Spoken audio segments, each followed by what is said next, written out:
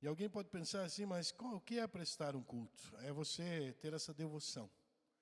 É você dizer, Deus é importante, eu vou ouvir, eu vou conviver com meus irmãos, eu vou passar um tempo precioso na presença do Senhor, né?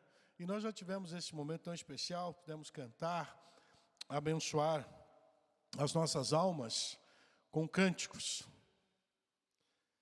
Hoje pela manhã, na escola bíblica, nós falamos a respeito de Davi, né, quando ele tocava a harpa e o espírito mau que possuía Saul se dissipava. Hoje pela manhã nós falávamos disso. Tem alguma coisa diferente aqui, né? Som técnica. Ah, bênção. Deus abençoe a equipe técnica aí da igreja, os irmãos. Eu estou com garganta arranhando e, segundo o posicionamento médico, é refluxo. Né? Você come e daí dá aquela queimação. Gente, não é fácil. Essa noite eu dormi meio sentado. Né? E aí eu peço a Deus, né, que Ele me abençoe, porque a voz é algo tremendo na nossa vida, né? E Deus tem me abençoado, né? E eu sei que vou sarar logo. Estou tomando uma aguinha aqui. Eu acho que a gente termina lá por 9h, 9h30, tá bom? Não posso falar muito hoje, irmãos. Irmãos, qual que é a principal tarefa de um pai? Se nós olharmos para o nosso Deus, nosso Senhor e Salvador, é interessante, perdão, é interessante que para sermos filhos de Deus precisa passar por um processo, não é verdade? Tem algum adotado aqui, irmão? Ou irmã? Alguém que foi adotado? Sabe que adotar é você recolher alguém como filho.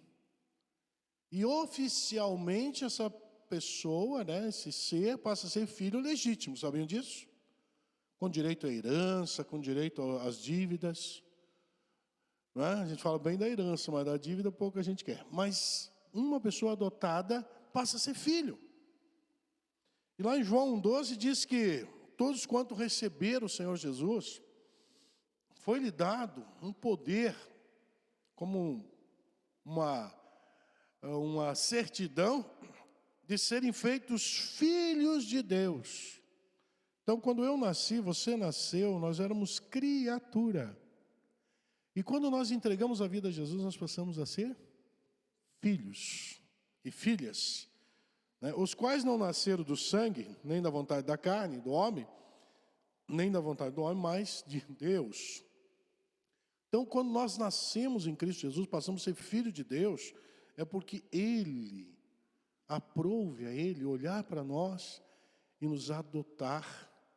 E esse processo tinha um preço, que é a morte de Cristo Jesus, naquele sacrifício vicário no Monte Caveira, aonde Jesus sobe, levando uma cruz, e ali ele cumpre um sacrifício. Ele, o Cordeiro. João, o Batista, diz que Jesus era o Cordeiro de Deus que tirava o pecado do mundo.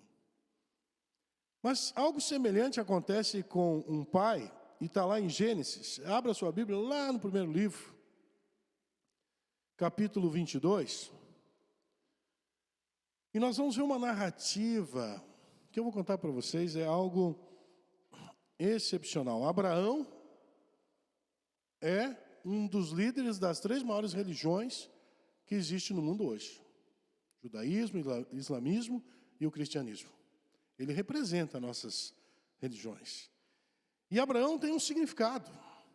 O nome Abraão tem um significado. Ele chamava Abrão, quando Deus o encontra, o chama. E Abrão significa pai das alturas. Mas quando Deus o chama agora para ser dele, como um filho, ele passa a chamar Abraão, que também é pai de uma multidão. Interessante, né? Pai Abraão. Quem gosta daquela musiquinha? Pai Abraão tem muitos filhos, muitos filhos. Nem começa direita, esquerda, vamos parar, senão a noite vai ser curta, né?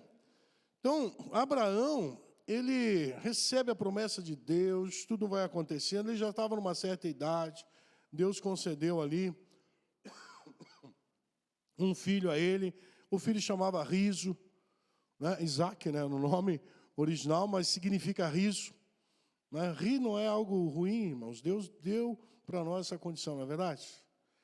E eu fico imaginando, né, a Sara e Abraão chamando, Riso, Riso, vem aqui, né? E às vezes não era para rir muito, não, porque ele tinha aprontado. Então, quando Deus dá tudo isso para Abraão, o filho da promessa, Abraão pisa na bola, ele tem um outro filho chamado Ismael, mas o filho da promessa que Deus havia dito para ele, vai ser com Sara, tua esposa, era Isaac. E aí veja o que acontece aqui no capítulo 22, de 1 a 19. Depois dessas coisas, pôs Deus Abraão à prova. Veja, não é que Deus não sabia do que ia acontecer, mas Abraão não sabia. E nós não saberíamos se esse fato não fosse levado em consideração por Deus. E ele disse a Abraão, e esse lhe respondeu, eis-me aqui. Quando Deus fala com você, você responde isso, eis-me aqui? Abraão fez isso. Acrescentou Deus, toma o teu filho, teu único filho, Isaque, a quem amas, e vai à terra de Moriá, e oferece ali em holocausto, sobre um dos montes que eu te mostrarei. Levantou-se, pois, Abraão de madrugada, e tendo preparado seu jumento, tomou consigo 2 de seus servos, e a Isaque, seu filho, e rachou lenha para o holocausto, e foi para o lugar que Deus lhe havia indicado. E ao terceiro dia, erguendo Abraão os olhos, viu o lugar de longe. Então disse a seus servos, esperai aqui com o jumento, e eu e o rapaz iremos até lá, e havendo adorado, voltaremos para junto de vós. Tomou Abraão a lenha do holocausto e colocou sobre Isaque, seu filho. E ele, porém, levava nas mãos fogo e o cutelo. Assim caminhavam ambos juntos. Quando Isaque disse a Abraão, seu pai, meu pai, respondeu Abraão, eis-me aqui, meu filho. Por isso, quando o filho quiser falar com você, responda, seja pronto. E ele perguntou-lhe, então perguntou-lhe Isaque, eis o fogo e a lenha, mas onde está o cordeiro para o holocausto? Os irmãos sabem o que é cordeiro? Presta atenção nessa palavra, cordeiro. Respondeu Abraão, Deus proverá para si, meu filho, o cordeiro para o holocausto, e seguiam ambos juntos. E chegaram ao lugar que Deus havia designado, e ali edificou Abraão um altar. Colocou pedras, preparou algo que cabia o menino deitado. Sobre ele, dispôs a lenha, amarrou Isaque, seu filho, presta atenção onde se amarrou aqui, e o deitou no altar, em cima da lenha. E estendendo a mão, tomou o cutelo para imolar o filho. Mas no céu, perdão, irmãos, mas do céu lhe bradou o anjo do Senhor. Veja que está em maiúsculo. O anjo do Senhor. Abraão, Abraão. E ele respondeu, eis-me aqui. Então lhes disse, não estenda a mão sobre o rapaz e nada lhe faças, pois agora sei que temes a Deus, porquanto não me negaste o filho, o teu único filho. Tendo Abraão erguido os olhos, viu atrás de si um carneiro. Lembra? Era um cordeiro e agora é um carneiro, preso pelos chifres entre os arbustos. E tomou Abraão o carneiro e ofereceu em holocausto em lugar de seu filho. E pôs Abraão o nome daquele lugar, o Senhor proverá. Daí, dizer-se até hoje, ao dia de hoje, no monte do Senhor se proverá. Então do céu bradou pela segunda vez o anjo do Senhor a Abraão e disse, jurei por mim mesmo, diz o Senhor, porquanto fizeste isso e não me negaste o teu único filho, que deveras te abençoarei, e certamente multiplicarei a tua descendência como as estrelas dos céus, e como a areia da praia do mar, e a tua descendência possuirá a cidade dos seus inimigos. Nela serão benditas todas as nações da terra, porquanto obedeceste a minha voz. Presta atenção, obedeceste a minha voz. E então voltou Abraão aos seus servos e juntos foram para Berseba, onde fixou residência. Amém? Vamos orar.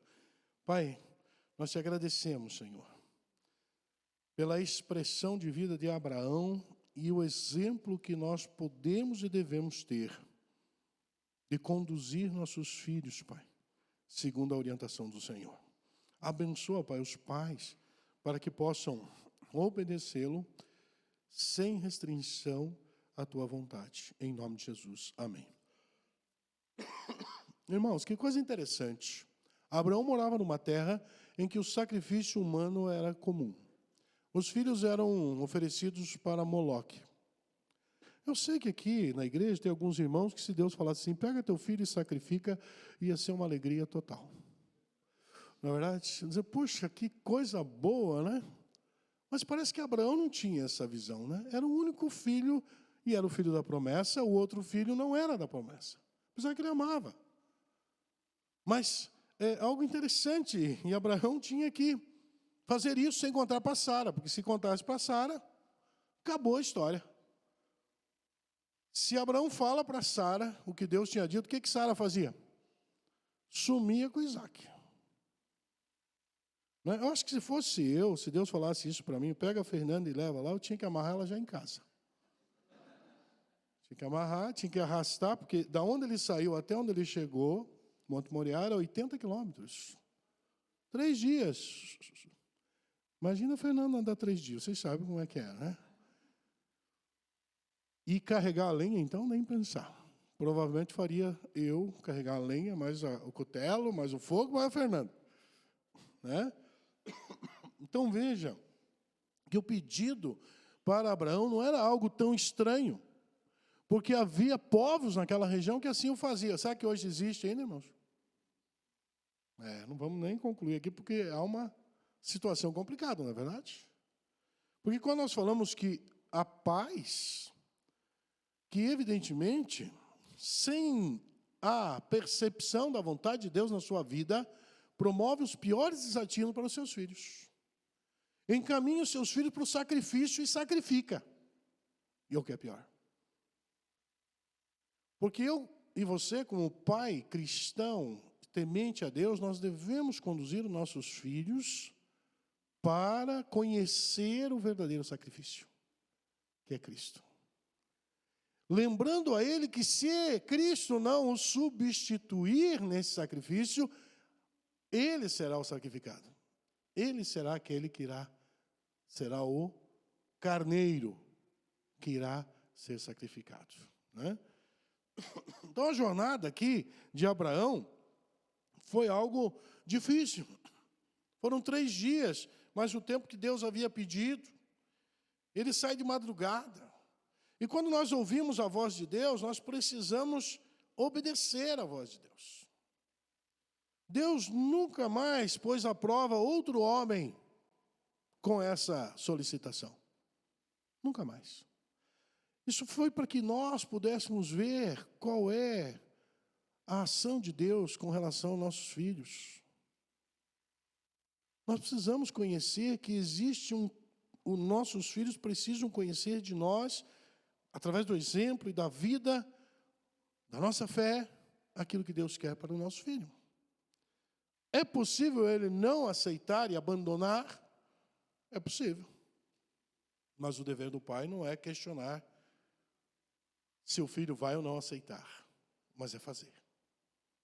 Nós percebemos que as falhas de Abraão, uma delas, foi que ele, em determinado momento, quando ele estava no Egito, ainda em outra região, ele falou que a sua esposa era sua irmã.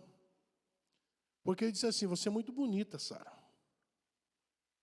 Muito antes disso, né, acontecer, ele disse, olha, você é muito bonita, se descobrirem que eu sou teu marido, vão me matar para ficar com você. E ele mentiu. E houve um problema sério com o rei Abimeleque lá devido a isso. A nação começou a sofrer.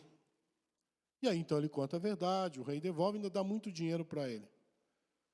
Né? O cara é sortudo, né? Ainda saiu com muito dinheiro nessa história. Porém, ele mentiu. Sabe o que Isaac faz mais para frente? Quando estava casado já com Rebeca? A mesma coisa. ele vai e fala que a sua esposa era sua irmã. Você deu para entender que nós, pais, somos observados pelos filhos e copiados. Eu copiava muito meu pai, gente do céu. Até eu pegar e ver que muita coisa não era boa. E eu copiava. Eu achava que o que ele fazia era o correto. Eu tinha meu pai como um herói. Só faltava pôr a capa. Né? E ele me deu alguns sacrifícios também. Certa vez, quando nós morávamos ali em Pinhais, eu cheguei lá com 12 anos, mais ou menos. Irmãos, no fundo da onde tem nosso barracão lá hoje, nosso sobrado lá, era um poço de tirar areia. Uma cava. E estava de água até a tampa. E nunca sumia, porque Pinhais ali era água à vontade, né? E daí na frente, assim, na lateral da rua, tinha uma vala, né, uma valeta. E aí meu pai falou assim, ó, nós vamos ter que aterrar esse buraco. Adivinha quem escolheu para jogar a terra lá? Eu. Eu era o mais velho. Não tinha nem, a Gisele não tinha carteira, não podia pegar no carrinho de mão. E eu tive que fazer todo aquele processo. Eu passava por cima de 2 tábuas, eu sou equilibrista, irmãos. Aquele carrinho cheio de terra da rua para dentro. Mais ou menos uns 8 a 10 caminhões de terra eu fiz isso. Passou um abençoado homem lá, trabalhava na prefeitura, e disse, Chico, que era o nome do meu pai, né? Sobrou 8 manilhas aqui, posso colocar aqui na frente do teu terreno? Pode pôr, né? Colocou aquelas manilhas, e aí os caminhões começaram a adentrar ao terreno, mas passou de 100 caminhões. Quando chegou a 100 e pouco lá, a gente parou de contar, para poder aterrar. E todos esses caminhões, eu tive que puxar na enxada, que era a ferramenta que nós tínhamos. Mas eu fiz aquilo com tanta alegria, porque meu pai falava assim, como você é bom, hein? Eu acho que amanhã você carrega o caminhão inteiro para dentro. No outro dia eu quase me rachava, irmãos, para cumprir a tarefa. Mas ele era um bom pai, não resta dúvida. Até hoje tenho saudade dos 30 anos que nós passamos juntos. Então eu aprendi muito com ele, e ele aprendeu também comigo, e assim nós vivemos. E agora, Abraão, então, tinha como decisão cumprir a palavra de Deus. E nós, como pais, nós precisamos entender que aqui nesse livro sagrado, existem todas as regrinhas específicas para que a gente possa ter um bom relacionamento com os filhos e ensiná-los a encontrar a salvação em Cristo Jesus. Nossos pais que nos disciplinavam por curto período, segundo lhes parecia melhor, mas Deus, Ele nos disciplina para o nosso bem, para que participemos da sua santidade. Hebreus 12:10 nos diz isso. Então nós vamos disciplinar nossos filhos por um curto período. Os nossos filhos pegam maioridade e eles então podem tomar decisões que são contrárias ao nosso ensinamento, não é verdade? Mas enquanto os nossos filhos estão sob nosso cuidado, nós precisamos nos empenhar para disciplinar. Não irritando os filhos, como Colossenses 3:20 e 21 nos diz, né? Não, pais, não irrite os seus filhos, para que eles não desanimem. Já viu o filho desanimar de tanto o pai irritar? O pai irrita às vezes, né? Mas às vezes o pai quer o melhor para o filho. E quando o pai quer o melhor para o filho, às vezes ele vai ter problema com o filho. Como eu disse aqui, o próprio Isaac estava indo para aquele holocausto, para aquele sacrifício, porque ele não sabia o que ia acontecer. Tu imagina um menino de 15, 16 anos ali, a hora que o pai falasse para ele, não, o cordeiro é você. Não pegava nunca mais. Estava correndo até hoje. E ele foi, e aquele pai queria ensiná-lo que Deus tinha feito uma promessa. É interessante que no livro de Hebreus também, nós encontramos, o capítulo 11, versículo 19, nos diz que Abraão considerou que Deus era poderoso até para ressuscitar Isaque dentre os mortos, de onde também, figuradamente, o recebeu de volta. Então, Abraão, ele estava caminhando com seu filho, ele estava convicto do que teria que ser feito, mas ele tinha plena confiança, e por isso ele é chamado pai da fé. Ele tinha convicção que Deus poderia trazer aquele menino de volta mesmo depois de morto. E Deus pode? Pode. Então, tanto o pai aqui, quanto o filho, caminhavam para uma definição que um não sabia, confiando no seu pai, e o pai confiando em Deus, que é o seu pai. O grande trunfo que nós temos como pai é quando nós temos o nosso Deus como nosso orientador, e a partir dessa orientação nós somos obedientes. Porque nós vemos nos dias de hoje que os pais têm dificuldade de cuidar dos seus filhos. Os pais, como pedagogos, estão perdendo o pedagogo, né? Os filhos não perguntam mais para os pais se é certo ou errado, eles perguntam para o Google. E o que o Google falar, possivelmente eles vão contradizer os seus pais.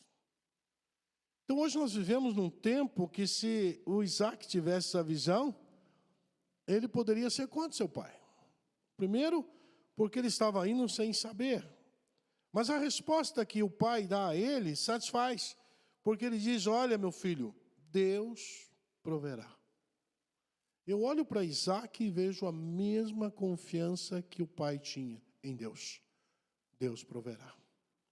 Se os nossos filhos não olharem para nós e perceberem nosso envolvimento, a nossa fé depositada em Deus, eles vão acreditar de forma paliativa. Quando nós, pais, falhamos, somos como aquele efeito dominó. E vamos levando, muitas vezes, nossos filhos na mesma proporção.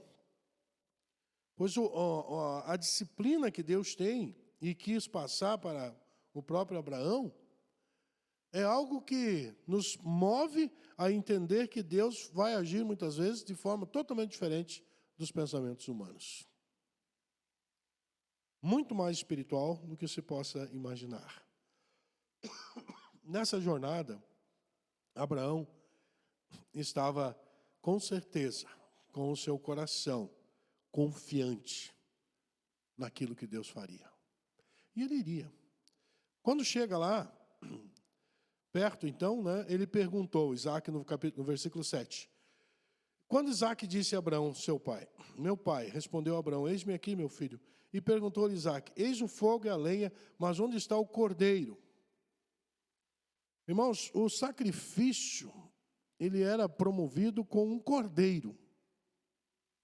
O cordeiro é a mesma coisa que o carneiro, só que ele é abaixo de 1 ano de vida, ele ainda não tem aqueles chifres, e ele é sem nenhum envolvimento de procriação. Ele é um animal ainda puro.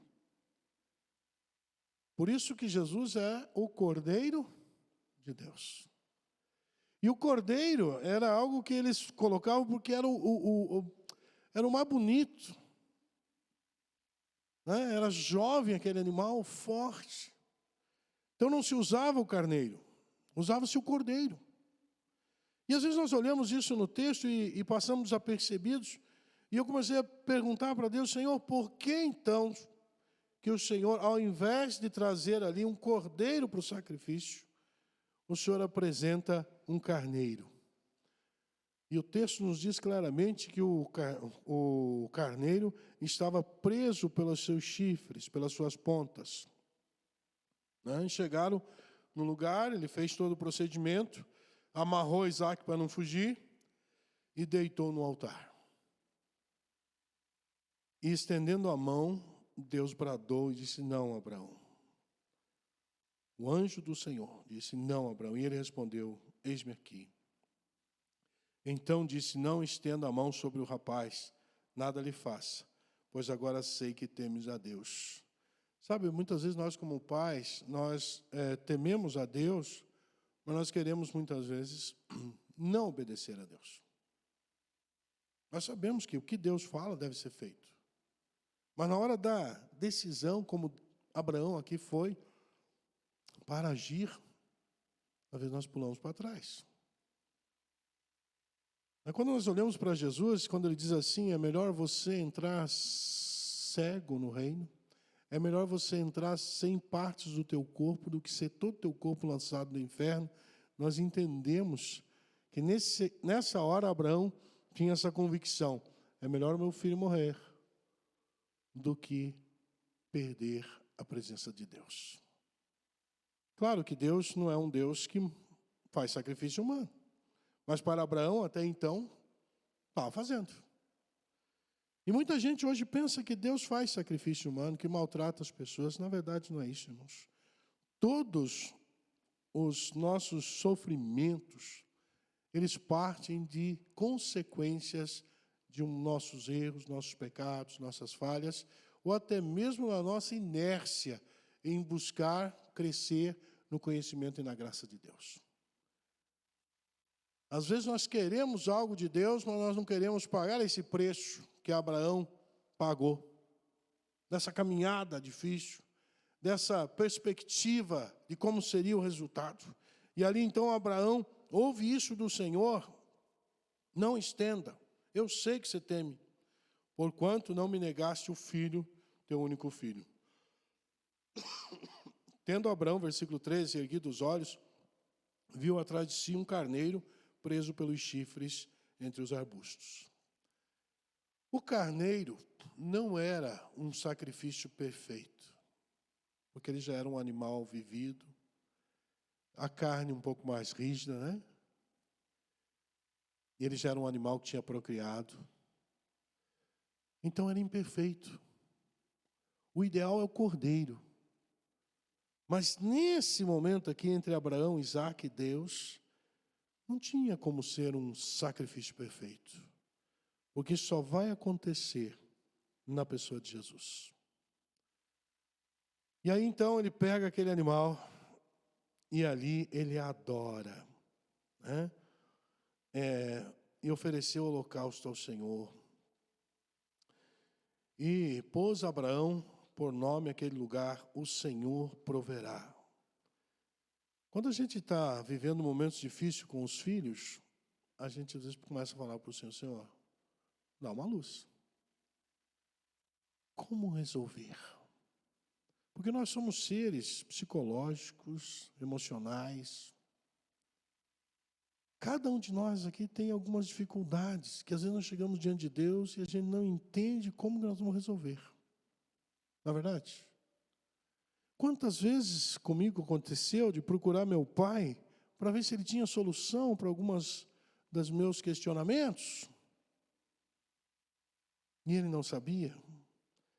E nós percebemos que quando nós estamos precisando de algo tão grande, talvez como um sacrifício aqui, que é apresentado, uma decisão muito forte, muito difícil, porque falando assim parece fácil, mas que momento difícil que eles estavam passando. E agora é evidente que Isaque já podia respirar, né, aliviado, porque ele viu que o que seria sacrificado era o carneiro.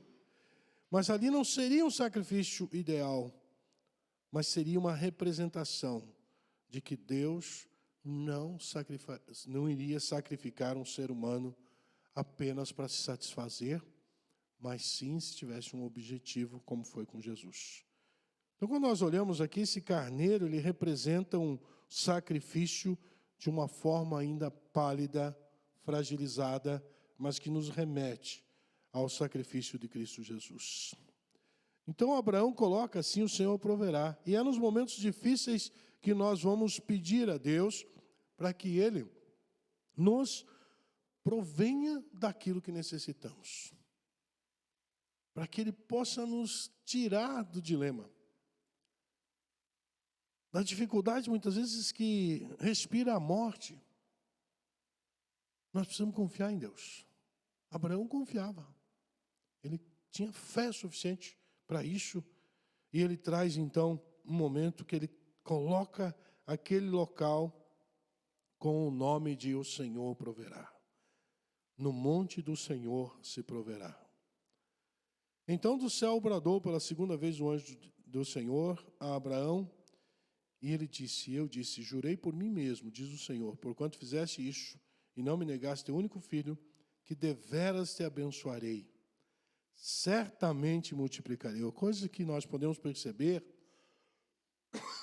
nesse texto é que a obediência, a decisão dele, levou a uma consequência de bênção.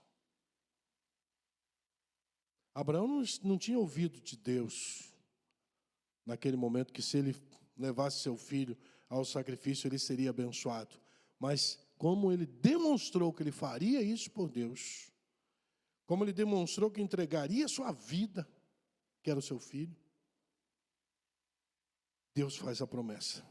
Deveras te abençoarei e certamente multiplicarei a tua descendência como as estrelas do céu e como a areia na praia do mar. E a tua descendência possuirá a cidade dos seus inimigos. Era a vitória que Deus estava dando para Abraão pela sua fé, pela sua fidelidade. Irmãos, foi uma oferta verdadeira. Nós, como pais, nós precisamos olhar para um quadro desse. Hoje nós temos uma responsabilidade também. Quando Deus nos dá um filho, uma filha, nós precisamos levá-la a conhecer o sacrifício de Cristo. Não só conhecer historicamente, porque a sociedade toda conhece. Basta chegar no período da Páscoa que nós temos filmes e mais filmes sobre a crucificação de Jesus, não é verdade? E até choca, comove, mas não basta conhecer, é preciso ter uma experiência com esse sacrifício. É preciso reconhecer que ali foi um alto preço pago. A ponto de Jesus, quando estava naquele momento crucial, ele olhar para o Senhor e dizer, Deus meu, por que me desamparaste? Aqui, com Abraão, Deus foi bem presente, né? Mas no momento em que Cristo estava passando, Jesus fala, Deus meu, por que me desamparaste? Não é que Deus não estava presente. Algumas pessoas pensam que Deus desapareceu daquele ambiente. Deus é onipresente. Deus assistiu tudo. O desamparo ali é que Deus não poderia mudar aquele ato, porque senão nós ficaríamos sem o sacrifício perfeito de Cristo. Deus teve que acompanhar a morte do seu filho, como Abraão ia acompanhar a morte de Isaac, se Deus assim permitisse. Por isso, irmãos, quando nós olhamos para os nossos filhos, nós precisamos mostrar para eles essa realidade. Não um Jesus fantasioso, não uma ideia apenas de tirar proveito de Jesus. Ah, que coisa boa, agora estou salvo. Mas se você olhar, Deus quando nos chama, Jesus disse assim, aquele que quiser me seguir, tome a sua cruz e siga-me. Sabe o que significa? Sabe o que significava esse ditado, tome sua cruz e siga-me? Era conhecido por eles. Significa que todos nós estamos indo para a morte. A cruz significava a morte, né? Todos nós um dia morreremos. Quando será? Não sei. Minha cruz está aqui comigo, né? Estou levando ela. Estou caminhando com ela. Porque o dia que eu morrer, eu tenho a graça misericordiosa de Jesus para ser salvo desde já. Então, a morte é um episódio que começa no Éden e vai até o Apocalipse, onde nós podemos ver que o único escape é a salvação em Cristo Jesus, o sacrifício verdadeiro. Imagine se Deus, naquele momento que Jesus está ali na cruz, ele brada, parem. Jesus não poderia descer da cruz? Não era isso que os seus algozes falavam? Se és filho de Deus, desça da cruz. Meu Jesus. Mas imagine se Deus tivesse anulado esse sacrifício, como fez com Isaac aqui, né? Para Abraão, foi uma demonstração de que o homem, ou qualquer animal, era imperfeito para sacrificar. Mas o único que veio, perfeito, era o seu próprio filho. Então, quando nós entregamos nossa vida ao Senhor Jesus, nós estamos indo, sim, para a eternidade. Esperamos demorar, como Abraão, que teve uma vida longa, mas nós temos a plena convicção que o sacrifício já passou. Você não precisa se sacrificar mais. Só temer e obedecer a Deus. Só respeitar a sua vontade.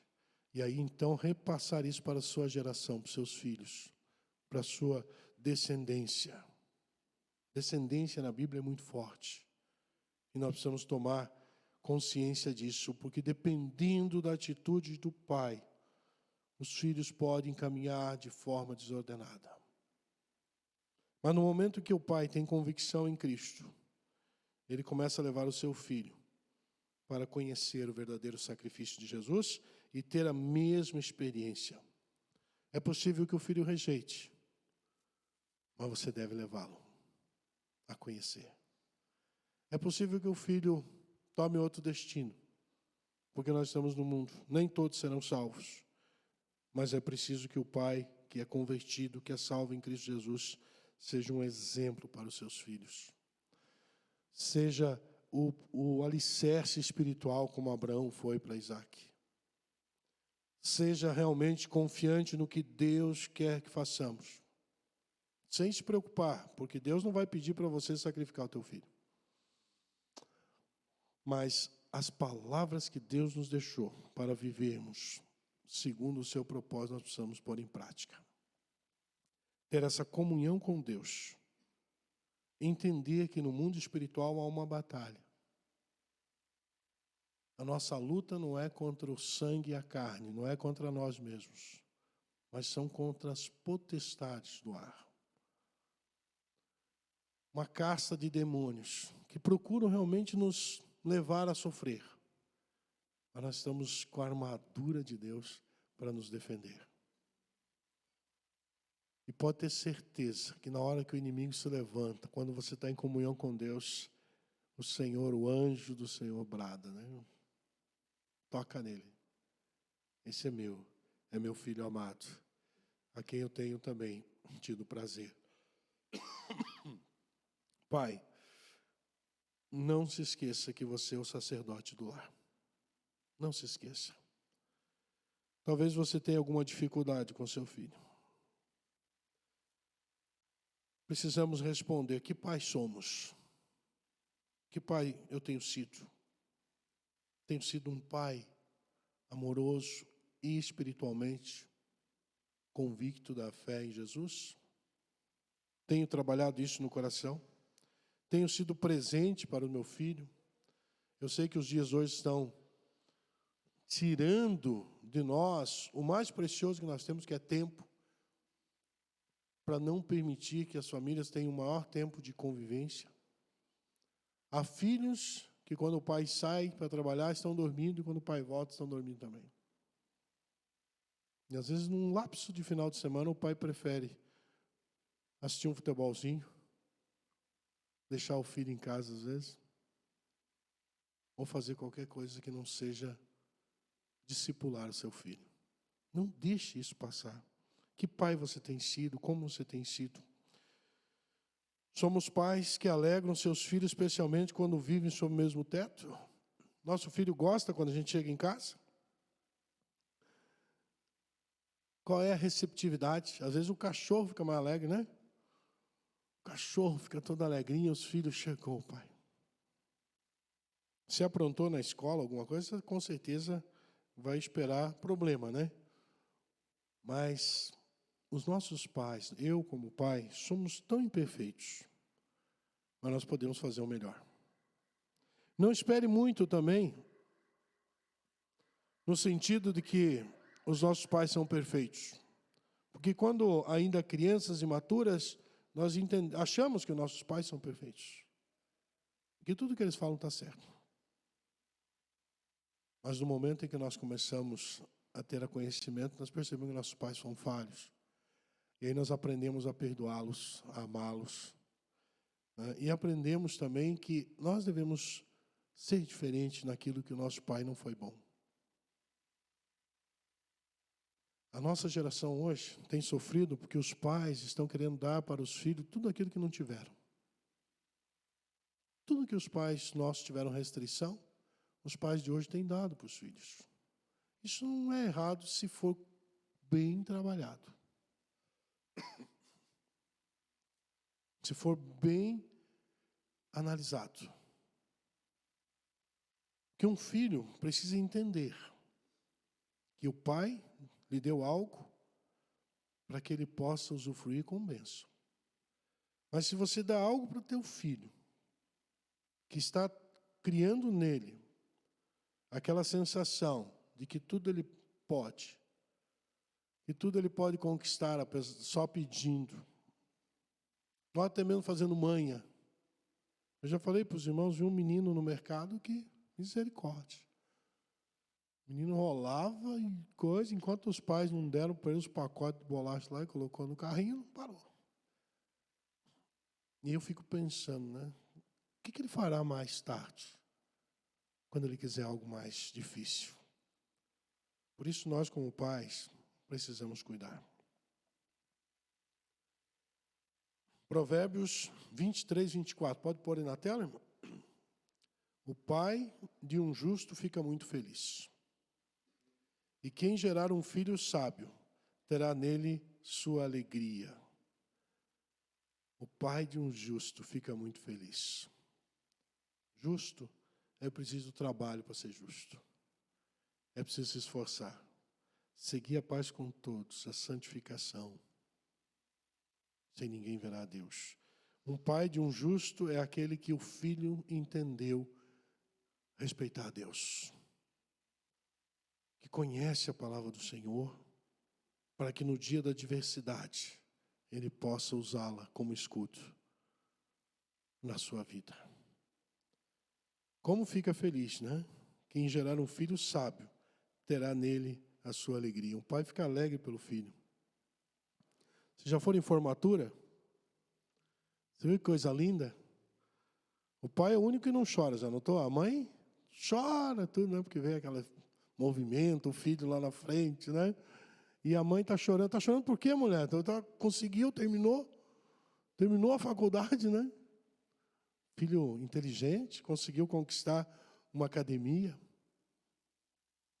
Mas melhor ainda é quando você vê um filho conquistando uma vida justa, uma vida ideal na presença de Deus. Aí nós ficamos mais felizes. Porque o estudo, apesar de tudo de bom que ele nos traz, ele é paliativo ainda perto da sabedoria que vem de Deus. Eu vou encerrar com a historinha lá, bem conhecida talvez de alguns, de dois pais que moravam numa fazenda. Essa fazenda era numa ilha. Então, toda a alimentação, tudo que precisava para a ilha, era buscado no continente, através de barco. O filho do dono da fazenda nasceu na mesma época que o filho do capataz. Esse filho do dono da fazenda foi para o continente, foi para o estrangeiro, foi estudar, foi se qualificar. Podia, né? Tinha condição financeira. O do capataz ficou trabalhando lá, com toda a alegria. E ele era um jangadeiro, era o que ia e voltava do continente para a ilha. Certo dia, o dono da fazenda chama ele, esse menino, diz, vai buscar meu filho lá na cidade, porque ele está voltando para passar uns dias aqui na fazenda. E assim o menino foi. Quando chegou lá, entraram os dois no barco, e o menino da cidade, ainda amigo dele, né, apesar da distância de tempo que estudou, disse, e daí, rapaz, você estudou também ainda? Não, não estudei nada. Você não estudou biologia? O jangadeiro olhou para ele: o que é isso? Ele disse: biologia, tem que saber tudo do corpo humano. Você perdeu 10% da tua vida. Quem não conhece biologia não sabe se cuidar. Em matemática, você vai bem? Ele disse: mal é mal sem contar. Perdeu mais 10% da tua vida, porque sem matemática no mundo, o que a gente faz, né, irmãos? Tudo é calculado. E ele foi dando essas ideias, daquilo que ele aprendeu lá. Só que na metade do caminho veio uma tempestade. O ciclone Sul, aí, que nem teve em Santa Catarina, né? E o barco começa a vira para lá e vira para cá, e o jangadeiro, usando toda a sua experiência, e o filho do dono lá da fazenda, já assustado, e ele não sabia o que fazer, e o jangadeiro tentando manter o barco em cima d'água. E o jangadeiro olhou para aquele moço e disse: escuta, você sabe nadar? O rapaz disse: não, eu não sei nadar. O jangadeiro olhou para ele: você perdeu 100% da tua vida. Porque agora, meu filho, só nadando para sair daqui. Conhecimento é bom, mas sabedoria é essencial. Por isso, leve teu filho a ter sabedoria no Senhor, a verdadeira sabedoria, que é o temor ao Senhor, que é o princípio da sabedoria. Vamos ficar de pé? Nós já oramos pelos pais, mas vamos orar novamente. Pai, eu não sei como é que você está vendo esse mundo moderno de hoje. Eu me assusto a cada dia com informações que a gente recebe do que os jovens estão vivendo, do que os pais estão sofrendo, que filhos estão sofrendo, porque seus pais também não têm temor ao Senhor. Pai que não tem o temor ao Senhor, ele está prejudicando seus filhos. Pai que não se preocupa em orar pelos seus filhos, em colocá-los na presença do Senhor todos os dias, ele está levando seu filho para o sacrifício, mas vai levar o seu filho e deixar lá no sacrifício. O pai que se preocupa está mostrando para o seu filho: olha, não precisa mais, já tem um sacrifício único e verdadeiro, mas você precisa crer no Senhor Jesus, precisa entregar a sua vida. É nesse momento que eu quero que você ore e peça para que Deus te dê sabedoria, porque vai surgir momentos nesse mundo muito mais difíceis ainda.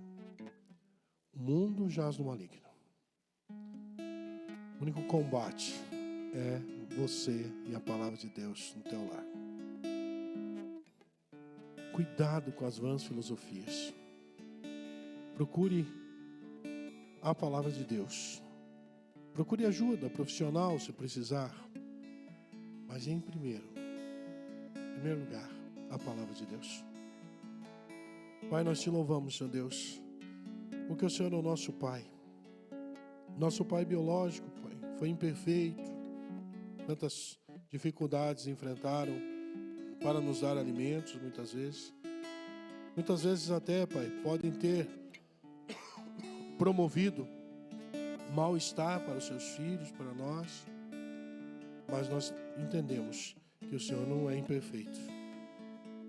A tua proposta é de uma paternidade ideal. A tua proposta é de ser o nosso Pai acolhedor, que respeita.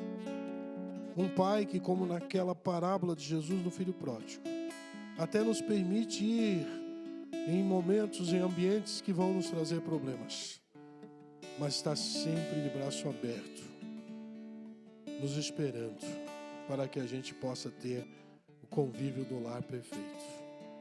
Pai, não permita que ninguém saia daqui sem a convicção de que o Senhor é o nosso Pai, o Pai nosso que está no céu, que seu nome é santificado, que o Senhor cuida de nós em todo e qualquer momento.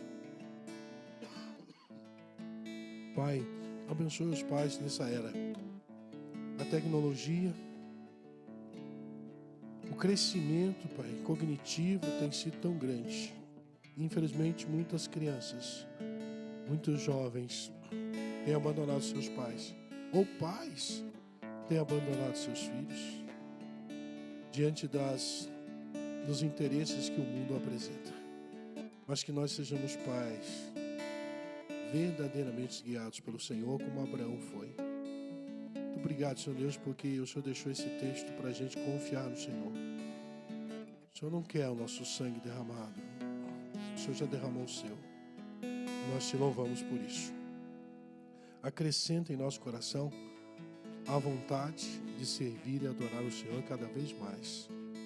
Desde já agradeço, Pai, pela minha vida, por ser pai, e que o Senhor continue me qualificando para a honra e glória do Teu nome. É o que eu peço, em nome de Jesus. Amém.